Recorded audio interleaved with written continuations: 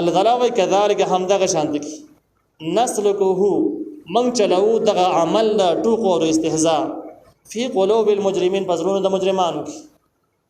دې ځکه معنی تفسیر معنی قرآن او تحقیق کړی دی او تفسیر اصل کلام هغه وایي چې په نور سګینو کې چې کم د نسلکه ټکه راغلی دی هغه په نور سګینو کې دا پاس راغلی دی چې مخکینه پیغمبرانو به مخکینه امتونو به د خپل پیغمبرانو سپکاوی کوي استهزاء به پوری کوله نو بیا وایي کذالک سلکنا دغه طریقه موږ به چلولې ده پزرونه د مجرمانو کې عدالت کې وایي نسلکه دا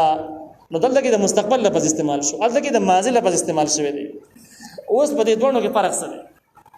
د ماضی لفظ کې د مختیر فرقو ذکر و چې هغه دا کار کړو او داغه بډونو کې دا کار موږ د څنګه چلولې وو تر استهزاء عمل موږ هغه بډونو کې چول او دغه جرمونو په وجه باندې او نسلګو د مستقبل سره تعلق لري نو د دې مطلب دا دی چې د قیامت پورې چې څومره د دین د عیان راځي دین د لپاره کار کوي بدین باندې مهنت کوي د دین سره مخلص دي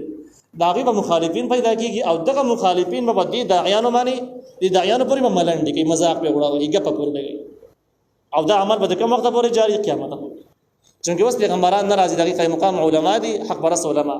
او دا عمل به حق پرست علما سره کیږي بیا راشه اسلامي تاریخ مطالعه اسلامي تاریخ د اول سر نراونه سره کم خلک حق پرستی کړی دا او په حق پرستی کې ټولو نه زیات مشکل مسائل د نظام دي چې د نظام لپاره مهنت کړي د قرباني کړي دا او د یو لوی باطل سره ټکراو واخیستل دي د هغوی بدنامي سپکاوي په هر زمانه کې په عجيبه عجيبه انداز باندې شوی تر دې حد پورې چې امام ابن تیمیه رحمه الله په دې لار کې کار کړو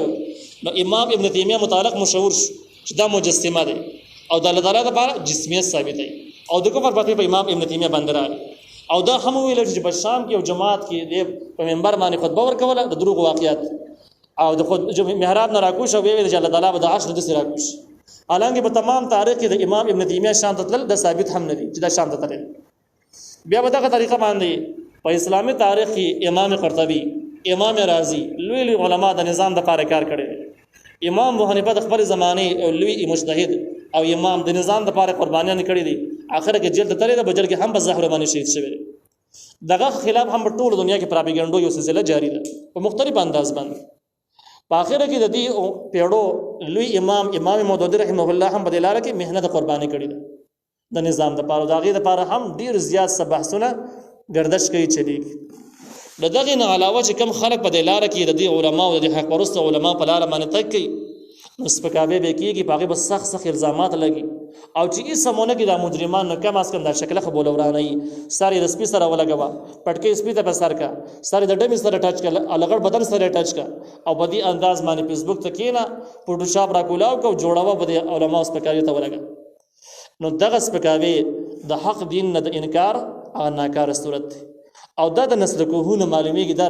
تفسیر اصل کلام د ځګن کې چې مطالعه کې د ځګنې براوړي د نسلکوه لاندې چې کله وګورئ چې دا الله کې نسلکوه د مستقبل لفظ دی نور ځګنو کې ماضی ده ولی نو ځکه چې بددي امت د قیامت پورې چې څومره مجرمان بدی کې راځي د هغه اشارتن ذکر دی چې دغه مجرمان به هم د حق پرست علماء مذاق وړاوي سپکاوي به کوي نو د وجنه لفظ د مستقبل ذکر شو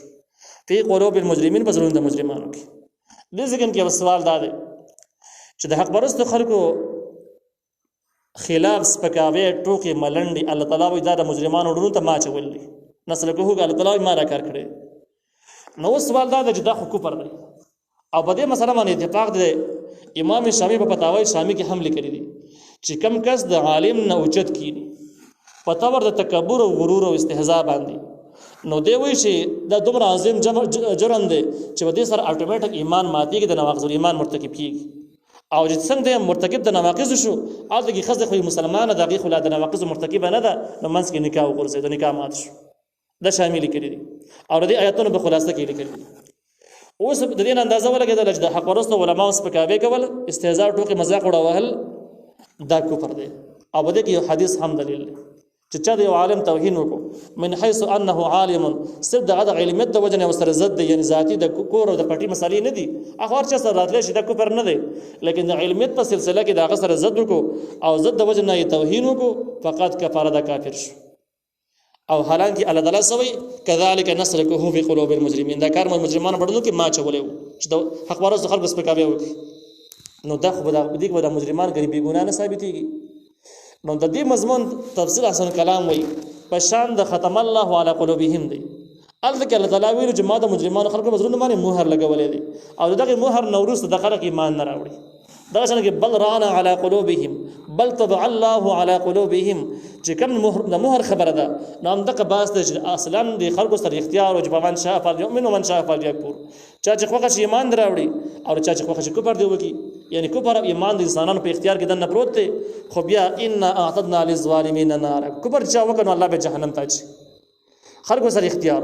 دی، اختیار کې خلکو دنه دومره جرمونه ظلمونه ګناهونه وکړل